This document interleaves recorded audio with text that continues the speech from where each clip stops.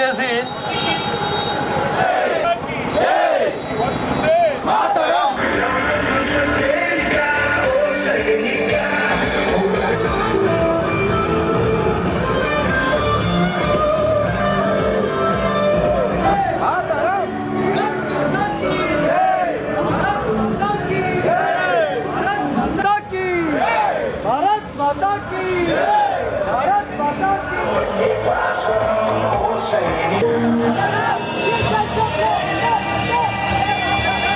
భారతదేశం వైపే చూస్తున్నది.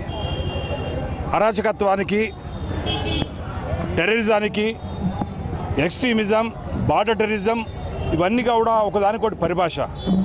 వీటన్నిటినీ కూడా 1947 నుంచి మొన్నటి వరకు 22 వరకు ఏప్రిల్ 22 తారీఖు వరకు యావత్ దేశానిగా కూడా ప్రతినిత్యము జమ్మూ కాశ్మీర్ ప్రాంతం నుంచి మొదలు పెడితే బెంగాల్ వరకు దాదాపుగా 1600 కిలోమీటర్ల యొక్క బార్డర్లో పాకిస్తాన్ అనునిత్యము ప్రత్యక్షంగా పరోక్షంగా భారతదేశం మీద యుద్ధాన్ని ప్రకటించి చేస్తున్నది. దేనికైనప్పటికీ కూడా సహనం ఉంటుంది. కానీ 22 ఏప్రిల్ నాడు పహల్గామ్ అంటే మొదటి గ్రామం, అది భారతదేశంలోని మొదటి గ్రామం. అది ఆ గ్రామంలో యావత్ దేశం నుంచి అనేక మంది పర్యాటకులు ఆ యొక్క ప్రాంతానికి వెళ్తే మీరు హిందువులా, మీరు ముస్లింలా, మీరు క్రైస్తవులా, మీరు జైన్లా, మీరు పంజాబీలా అని చెప్పేసి అని వాళ్ళను బట్టలు కూడా తీసి బహిరంగంగా తూటాలు పెట్టి తలకాయలో గాయమయ్యేటట్టు చేసి అల్టిమేట్గా ప్రాణాలు గోబెట్టేట పరిస్థితి నుంచి మనం చూసినాము. దానికి సమాధానము ఏ విధంగా ఇచ్చినాము.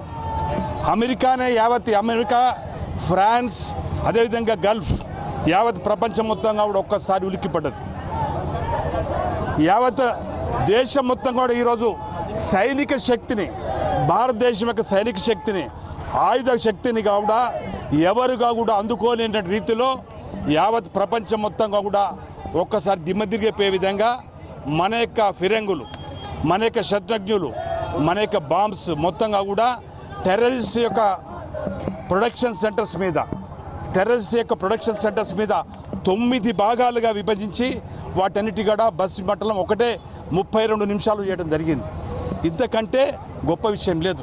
అంతేకాదు రావల్పిండి నుంచి మొదలు పెడితే పఠాన్కోట్ వరకు మరి ప్రయత్నపూర్వకంగా అనేక దాడులను మొత్తంగా కూడా ఎదుర్కొన్న భారత సైన్యము, వాయుసేన, అదేవిధంగా నేవీ మొత్తం 3 విభాగాలుగా మరి కలిసికట్టుగా చేసే ప్రయత్నానికి ధీటుగా ఈరోజు భారతదేశము మరి 3 రోజుల్లోనే యావత్ ప్రపంచం మళ్ళీ ఒక్కసారి మేల్కొనే విధంగా మరి కరాచీ, అదేవిధంగా రావల్పిండి, మరి బర్వార్, అదేవిధంగా ఈ యొక్క కేంద్రాలు, ఉగ్ర కేంద్రాల మీద చేసిన దాడులను మొత్తంగా కూడా నిర్వీర్యం చేసే కోసం అనేక ప్రయత్నాలు చేసినప్పుడు కూడా సంపద సరిపోలేదు.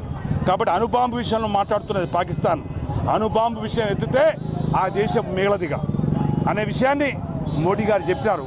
కాబట్టి ఈ సందర్భంగా యావత్ దేశం మొత్తంగా కూడా వీర యుద్ధంలో పనిచేసినట్టు, కారక యుద్ధంలో పనిచేసినటువంటి యొక్క సైనికులు కూడా దీంట్లో పాల్గొనడం జరిగింది.